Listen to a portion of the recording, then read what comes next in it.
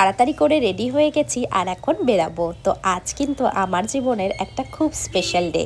So hey everyone, আমি মিতা আর আমার ছোট্ট একটি মিনি ব্লগে তোমাদের সকলকে স্বাগত।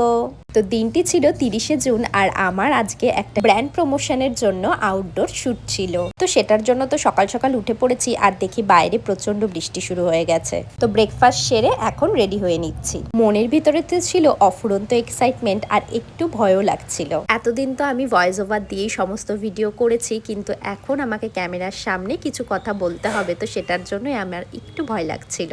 তো এই যে রেডিও হয়ে গেছি আর আজ কিন্তু আমার সাথে দিদিও যাচ্ছে, কারণ দিদিরও সেম ব্র্যান্ডের থেকে প্রমোশনের জন্য ফোন এসেছিল। তো বেরিয়ে পড়েছি শুট লোকেশনে যাওয়ার জন্য। তো তোমরা তো এবার বুঝেই গেলে শুট লোকেশন দেখে আমি ডমিনোজের একটা প্রমোশনাল ক্যাম্পিং করতে এসেছি। আর সব থেকে ইন্টারেস্টিং পার্ট হলো আমি ভীষণ পিৎজা খেতে ভালোবাসি, আর যখন আমার কাছে ফোন আসে ডমিনোজের একটা প্রমোশনাল শুটের জন্য আমি তো এক্সট্রাই খুশি হয়ে যাই।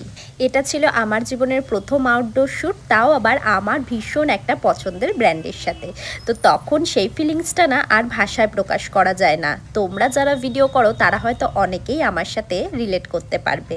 তো কাজের সময় আমি তো কোনো ভ্লগ তেমন করে করতে পারিনি। তো এখন আমাদের কাজ কমপ্লিট হয়ে গেছে আর আমরা বসে একটু পিৎজাটা এনজয় করছিলাম। সামনেই ছিল এম বাজার আর সেল চলছে, তো আমরা ভাবলাম একটু চেক আউট করে নিই, কিন্তু আমার খুব একটা তেমন না কালেকশন পছন্দ হয়নি।